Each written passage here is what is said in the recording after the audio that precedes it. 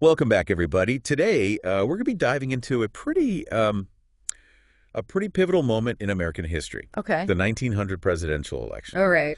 And it wasn't just about like picking a new president or whatever. Right. It was a real clash of ideologies, Yeah. battle for America's very soul, Mm. as the country was really grappling with its newfound global power. Yeah. And, at the heart of this whole struggle Mm-hmm. was this kind of surprising surge of anti-imperialist sentiment. Oh, absolutely. I think a lot of people would be surprised to learn Yeah. that figures like Mark Twain, Oh, yeah. the beloved author, Yay. and Andrew Carnegie, the steel magnate, Uh-huh. were both fiercely opposed to America's extending empire. It is fascinating how this era really forced America to take a hard look at itself. Yeah. The Spanish-American War just a few years before had really thrust America onto the world stage. Right. But the question was, what kind of global power would it become? Would it be this beacon of liberty as it had always kind of envisioned itself? Or would it become, a domineering empire like those it had fought to overthrow? Right. Let's unpack that a little bit. So let's rewind the clock. Okay. Back to June 15th, 1898. Right. Imagine it's a sweltering summer day in Boston. Mm-hmm. Hundreds of people are crammed into Faneuil Hall. Okay. This is a place that's, practically synonymous with American descent, Yeah. but they're not there celebrating some war victory. Yeah. They're there protesting the very idea of American expansion. It's important to remember that this is just a few months after the USS Maine exploded in Havana Harbor, Right. the incident that kind of sparked the whole Spanish-American War. Uh-huh. And while, the initial goal was to liberate Cuba, Yeah. the war's aftermath saw this growing push to annex Cuba, Puerto Rico, and even the Philippines. Right. For many Americans, this felt like a total betrayal of the nation's core values. So at Faneuil Hall leading the charge was this guy, Galusha Bradford, Yeah. a retired banker who really saw America veering down this dangerous path. Mm-hmm. And he was joined by other speakers like Reverend Charles G. Ames, Right. who all kind of painted these two starkly different visions of America's future. Mm-hmm.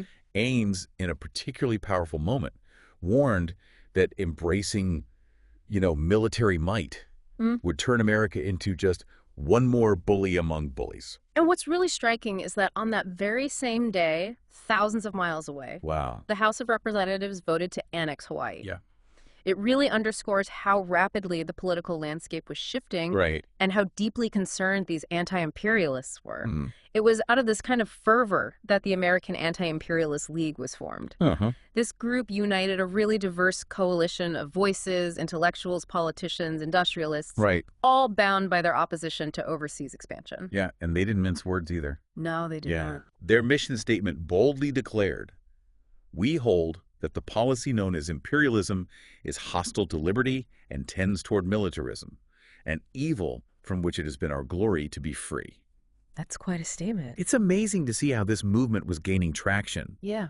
even as America was flexing its muscles on the world stage. Absolutely. And the involvement of figures like Mark Twain and Andrew Carnegie really lent this significant weight to their cause. They weren't just fringe voices. They Yeah. were cultural icons, Right. symbols of American success. Uh-huh. Their opposition to imperialism really highlighted the moral complexity of the issue. Right. It wasn't just a debate about economics or geopolitics. Mm-hmm. It was about America's very identity. Right. And speaking of Twain, Yeah. his short story, The War Prayer, really captures the sentiment of this movement. Can you imagine Twain? Yeah. A man known for his wit and satire, reading this unpublished story to his friend, the illustrator, Dan Beard, believing it was too controversial for the public. Twain, even back then, really understood the power of narrative, the Yeah. way it can shape our understanding of the world. Mm-hmm. In The War Prayer, he uses satire to expose the hypocrisy of those who glorify war while ignoring its devastating consequences. Right. It's a chillingly relevant piece even today. It really makes you think about the courage it takes to challenge popular opinion, Yeah. especially during times of national fervor. Mm-hmm. Twain believed that only dead men can tell the truth. Mm. And perhaps he felt that America wasn't ready to confront the ugly realities of its imperial ambitions. And this brings us to Andrew Carnegie, Okay? another fascinating figure who really embodies the contradictions of this era. Yeah. Here's a man who built a steel empire, Right. a symbol of American industrial might. Uh, Yet he vehemently opposed the idea of an American empire overseas. yeah.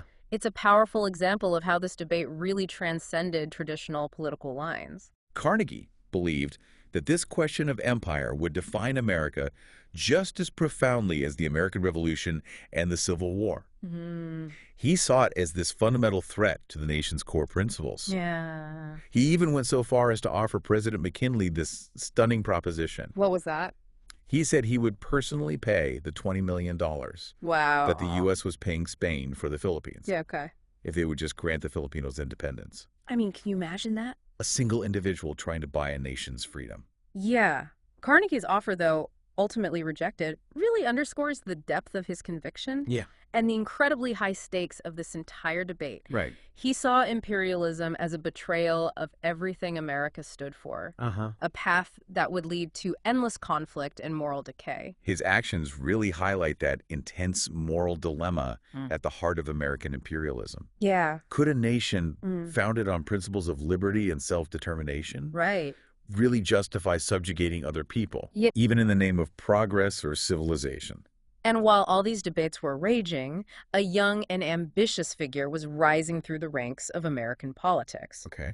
Theodore Roosevelt, Oh, yeah, TR. a man who would become synonymous with American power and expansion. Right.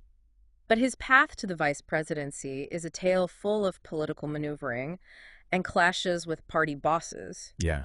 and ultimately a somewhat reluctant acceptance of a role he may not have initially desired. It's fascinating how personal ambition intersects with these grand historical narratives. It really is. TR, as governor of New York, was a reformer, Uh-huh. constantly butting heads with the established political machine, Right. particularly Senator Thomas Platt, who essentially controlled the state Republican Party. Yeah. This clash came to a head over this seemingly mundane appointment of the state superintendent of insurance. Oh, wow. The incumbent Louis Payne was seen by TR as this corrupt relic, Right. while Platt was determined to keep him in place. Okay. This seemingly minor issue turned into this battle of wills, Uh-huh. a showdown at the prestigious Union League Club, Yeah. with Platt threatening to destroy TR's entire career if he didn't back down. Oh, wow. But TR, never one to shy away from a fight, refused to yield. He was stubborn. He was willing to risk his entire political future for what he believed was right.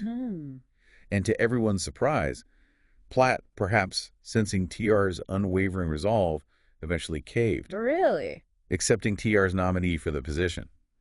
This victory really cemented TR's image as this fearless reformer, Right. but it also set in motion the events that would lead to his nomination as vice president. Interesting. Platt, recognizing TR's growing popularity and seeing him as a potential threat, cleverly orchestrated his nomination for the vice presidency, Oh, wow. a position often seen as a political dead end. It's a classic example of political maneuvering, Yeah. sidelining a potential rival while also, adding a war hero to the Republican ticket for the upcoming election. So what was TR's reaction to this calculated move? Well, it was complex. He understood the political machinations behind it, Right. but he also genuinely believed in a strong America on the world stage. He saw the vice presidency as a potential stepping stone, Yeah. a way to further his ambitions and influence the direction of the country, in a way that he saw fit. Okay. So it'll be interesting to see how that plays out. Good. And so the stage was set for the 1900 election, this pivotal moment in American history. You had William Jennings Bryan, the great commoner, returning for a rematch against McKinley. Right. Bryan was a really powerful orator, Yeah. captivating audiences with his message of anti-imperialism and his advocacy for free silver, Right. a policy that would have fundamentally changed the U.S. monetary system. Can we pause for a second on free silver? Sure. For those of us who aren't, economic historians, Right. what exactly did that entail and why was it such a big deal back then? It's a fascinating issue that really gets to the heart of the economic anxieties of the time. In a nutshell, free silver proponents like Bryan wanted to move the U.S. away from the gold standard and allow for the unlimited coinage of silver. Okay. They believed that this would increase the money supply, Right. help farmers and debtors, Uh-huh. and challenge the power of big banks and corporations. So it was about more than just economics. Oh, absolutely. It was about challenging the power structures of the day. Yeah. It sounds like a populist message that would resonate with a lot of people struggling to make ends meet. Exactly. It was a potent message, particularly in rural areas that were hit hard by economic downturns. Yeah. Bryan was tapping into this deep-seated resentment towards the perceived elites, those who benefited from the gold standard and the status quo. Okay. Back to the election. Right. So you've got Bryan championing the common man, warning against the dangers of empire and advocating for this radical shift in economic policy. Mm-hmm. And then you have McKinley, the incumbent, Yeah.